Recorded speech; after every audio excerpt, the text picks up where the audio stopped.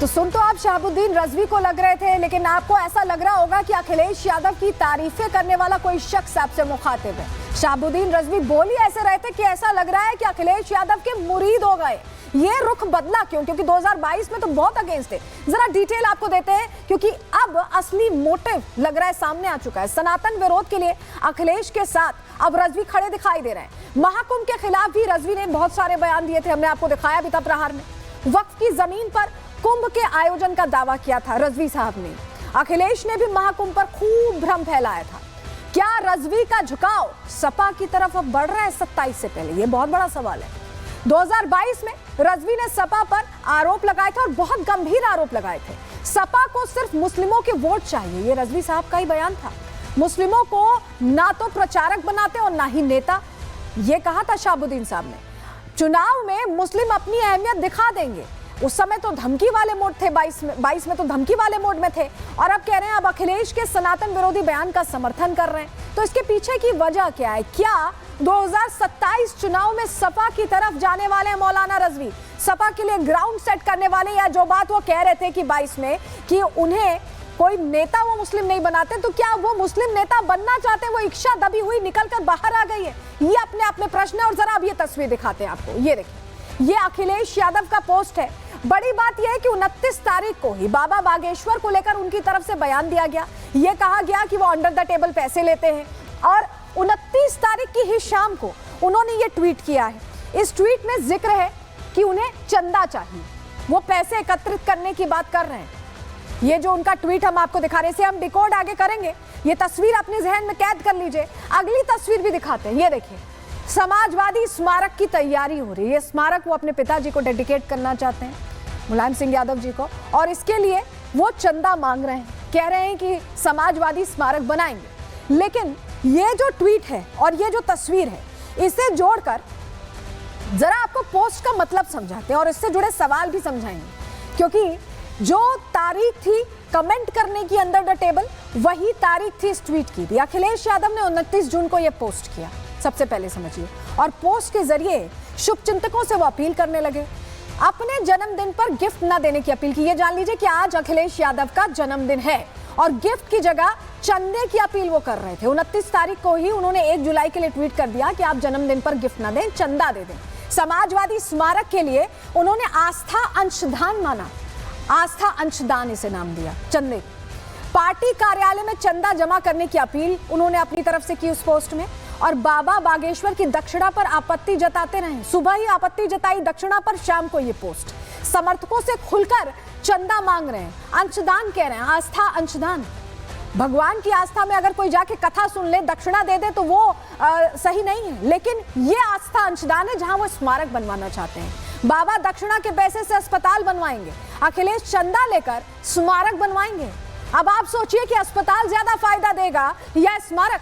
तो कौन ज्यादा उपयोगी काम कर रहा है, इसका फैसला मैं आप पर छोड़ती हूं। क्योंकि ये जो खबर है ये बता रही है कि कैसे अखिलेश यादव स्मारक के लिए चंदा मांगने को तो जायज समझते हैं, बिल्कुल बनवाना जायज समझते हैं, लेकिन अगर कोई अस्पताल बनवाता है, दक्षिणा लेता है, तो उसे गलत समझते हैं। समाजवादी स्मारक से किसका फायदा होगा? आप खुद सोचिए, ये सवाल आपके जहन को चुभेगा, क्योंकि अखिलेश यादव इसी की अपील करते दिखाई दे रहे हैं। जरा अब आपको तस्वीर दिखाते हैं, क्योंकि हम बता रहे हैं आपको कि अखिलेश यादव का जन्मदिन है, तो तस्वीर भी सामने आई है उत्सव की। जरा ये तस्वीर देखिए, ये सपा कार्यालय में भंडारे का आयोजन हो रहा है, भंडारा हो रहा है। सनातन विरोधी बयान देने वाले अखिलेश यादव के कार्यालय में, समाजवादी पार्टी कार्यालय में जन्मदिन के जश्न के नाम पर भंडारे का आयोजन हो रहा है। ये तस्वीर आपके लिए अहम हो जाती है। सपा कार्यालय है ये, और विशाल भंडारा, वो तस्वीर हमने आपको दिखाई। अगली तस्वीर देखिए, अगली तस्वीर देखिए, देखिए फोटो लगी हुई है, टीका लगा हुआ है, हनुमान जी की मूर्ति को बैठाया गया है और यहाँ पर हवन भी हो रहा है। ये सपा कार्यालय की तस्वीर है, और उसी सपा कार्यालय की तस्वीर है जिसके सपा सुप्रीमो सनातन विरोधी बयान जमकर देते हैं। भंडारा, हवन, ये सब कुछ जन्मदिन के अवसर पर हो रहा।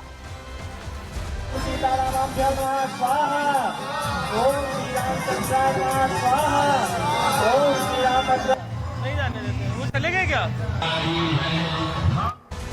तो हमने आपको भंडारा और साथ ही हवन की तस्वीर दिखा ली।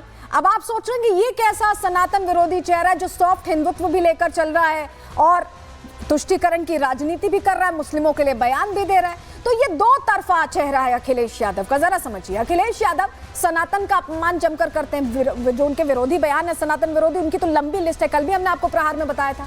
छवि सुधारने के लिए वो सॉफ्ट हिंदुत्व का भी सहारा लेते हैं। महाकुंभ के आयोजन का कैसे उन्होंने भ्रम फैलाया, कैसे पीडीए पत्रकारिता की, आपको अच्छे से याद होगा।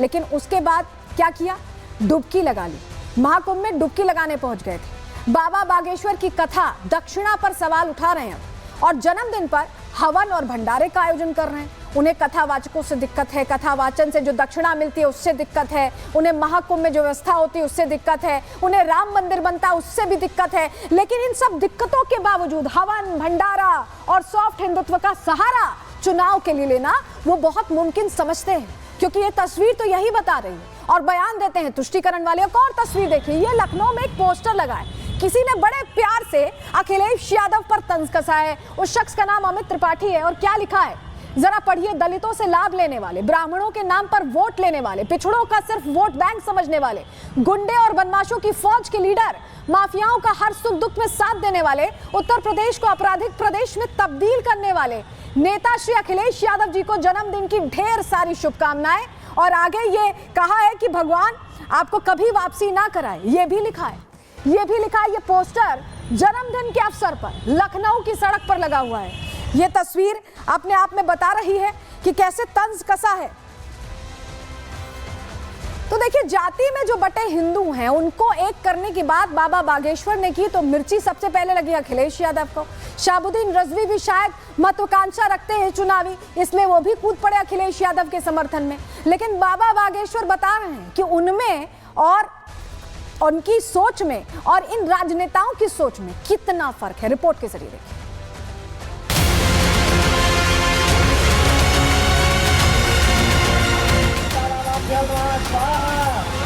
कई कथावाचक हैं जो 50 लाख रुपए लेते हैं। कोई किसी की हैसियत है कि धीरेन्द्र शास्त्री को बुला ले अपने घर कथा के लिए? कोई अंडर टेबल लेगा वो बाबा पैसे? आप पता करवा लीजिए, अंडर टेबल नहीं लेते हैं वो धीरेन्द्र शास्त्री। क्या कथा बाजने की पता कितनी कीमत होगी उनकी, फ्री थोड़े नहीं। सपा अध्यक्ष अखिलेश यादव के इस बयान ने बवाल मचा रखा है। जहां एक और सियासतदान इस बयान को तुष्टीकरण की साजिश बता रहे हैं, वहीं संत समाज इस बयान से खासा नाराज है। धीरेन्द्र शास्त्री और बागेश्वर धाम में लोगों की खासी आस्था है। देश के कोने कोने से लोग बाबा के दरबार में पहुंचते हैं, अपनी अर्जी लगाते हैं और आस्था की वजह से मनचावा चढ़ावा दक्षिणा के रूप में बागेश्वर धाम में चढ़ाते हैं। बाबा बागेश्वर हिंदुओं को जात पात का भेदभाव मिटाकर एक होने की बात करते हैं। शायद यही वजह है जो अखिलेश यादव को बाबा बागेश्वर और उनकी दक्षिणा